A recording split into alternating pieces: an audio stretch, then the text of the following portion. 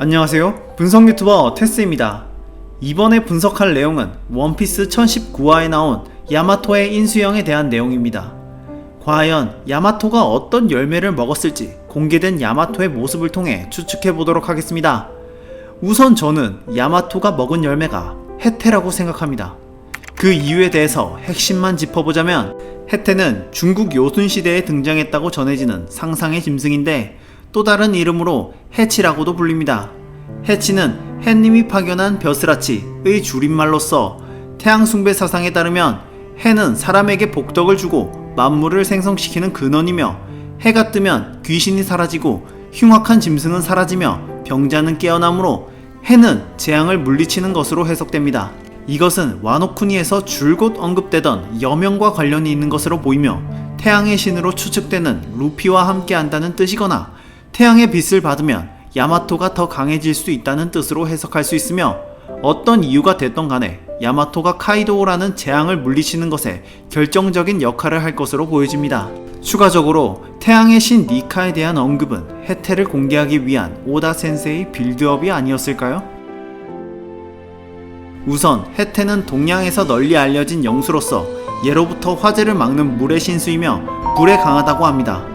그래서 화재나 재앙을 물리치는 의미로서 온갖 나쁜 기운을 막아주고 행운을 가져다 준다고 믿었다고 합니다. 이것으로 볼 때 카이도의 보로브레스를 상쇄시킬 만한 물의 능력을 가지고 있음을 추측할 수 있죠. 해태는 12선악을 판단하여 안다는 상상의 동물로 널리 알려져 있습니다. 이것은 20년 전 카이도의 만행을 직접 보고 느낀 야마토가 오뎅의 처형식을 지켜보며 울었던 것과 자신이 오뎅을 계승하고 스스로 오뎅이 되어 와노쿠니를 지키겠다는 정의로운 모습과 비슷하며 12선악을 판단하는 해태와 야마토는 많은 유사점을 지니고 있음을 알 수 있습니다. 이처럼 화재나 재앙을 막는 해태의 모습은 오니가시마 섬을 꽃의 도시 위에 떨어뜨리려고 하는 카이도의 계획을 야마토가 저지한다는 것으로 해석할 수 있습니다. 이렇게 해태의 설화와 야마토의 설정에 대해서 유사한 점을 알아봤습니다. 하지만 여기서 끝은 아니죠. 이번에는 해태의 모습과 야마토의 인수형을 직접 비교해 보도록 하겠습니다. 우선 원피스에서 동물계 열매를 먹은 사람들은 그 동물의 특징을 잘 살려 보여줍니다.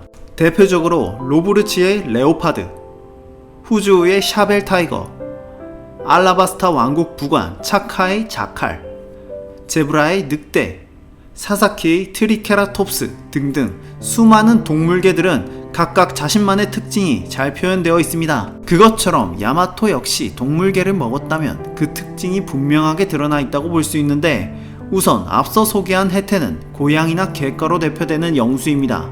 하지만 정확히 어떤 동물인지는 알 수 없습니다. 상상 속의 동물이거든요. 그래서 오다 센세는 해태의 동물을 섞어 만들었다고 추측되는데, 그 동물은 바로 여우입니다. 우선 여우와 비슷한 야마토의 특징을 보면 귀가 길쭉하고 코는 말랑해 보이며 이빨이 날카롭고 털이 풍성한 꼬리가 있으며 다리는 기동성이나 점프력에 특화되어 있는 것으로 보입니다. 이 특징들로 봤을 때 야마토는 여우를 표현한 것으로 보입니다. 그리고 해태와 비슷한 야마토의 특징을 보면 야마토의 팔꿈치와 야마토의 몸을 감싸고 있는 것들이 마치 구름처럼 뭉게뭉게한 것처럼 보입니다. 정확히 이것이 구름인지 불인지 그 외 다른 것인지는 알 수 없지만 해태의 특징과 비교해보면 해태 또한 팔꿈치에 비슷한 문양이 있음을 알 수 있습니다. 그리고 가장 중요한 야마토의 뿔과 관련해서 해태 또한 뿔이 있는 그림이 있음을 알 수 있죠. 이 모든 것을 종합해봤을 때 야마토가 먹은 열매 이름은 여우의 특징과 해태의 특징을 섞어 만든 여우여우 열매, 모델 환수종 해태라고 추측할 수 있습니다. 이번 영상은 여기까지입니다.